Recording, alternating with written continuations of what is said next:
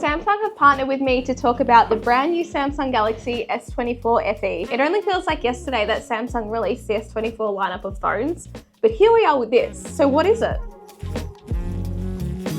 Well, every year, Samsung release the fan edition of their flagship phone, where they take all the good things about the main model and they squish it into this more cost-effective device. With that, of course, there are some differences, especially when it comes to the physical materials of the phone, but don't let that deter you away from the phone because it still actually packs a punch. So this is the phone here. It is similar in design to the main S24, but it's got new colors. So I have the blue here, but you can also pick up a mint and a black from retailers in Australia. I think there are some different colors in different regions as well. The S24 FE rocks the Exynos 2400E processor with 8GB of RAM, as opposed to the Exynos 2400, which the S24 has, at least in this side of the world. I can't explain the difference in performance to you, as I personally didn't get hands-on with the S24 this year.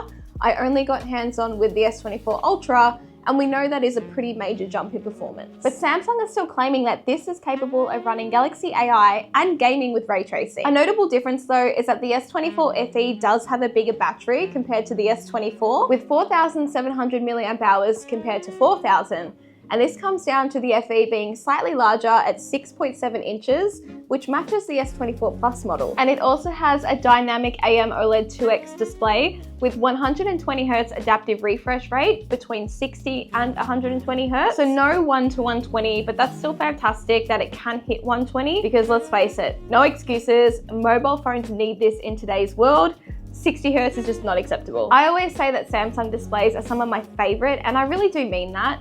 Everything you view on these devices look great and it's always smooth. The camera system is ever so slightly different on the S24 FE with the following setup. The biggest difference is that this does have an 8-megapixel telephoto lens and a 10-megapixel front camera, compared to the S24 model, which has a 10-megapixel telephoto and a 12-megapixel front camera. I can't compare the models because I only have this model here, but here are some shots that were taken on the phone.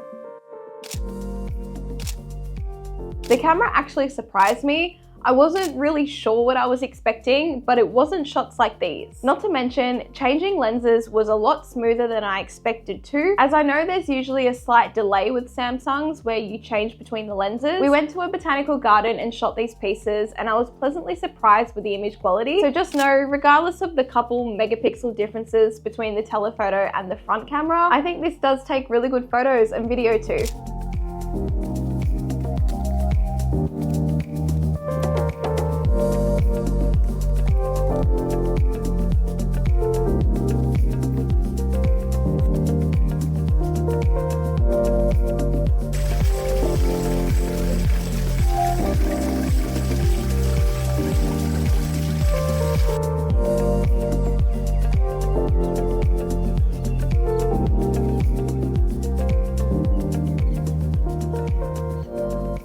So for the gamers, touching on performance again, to support the power of ray tracing and efficient gameplay abilities, this does have a 1.1 times larger vapor chamber, so cooling is improved, which is very important, especially with having a bigger battery. And as we know, longer gaming sessions are always a win. And with Vision Booster, it does optimize color and contrast, so if you are gaming outside, you can still see your screen, which really does help considering that this only has 1900 nits of peak brightness. That's actually not that much compared to the S24, which does have 2600 nits of peak brightness. Galaxy AI features are here with photo assist features, such as Generative Edit or Portrait Studio, or if you're like me and enjoy the productivity category, the features like Note Assist, Live Translate, and Composer are still here too. Galaxy AI can be fun, but it is also useful, so you're not missing out on these features if you do decide to get the S24 FE over the S24 or the S24 Plus. The biggest takeaway with the S24 FE is that it is an affordable option for you to get into the Samsung ecosystem if you're not already in it,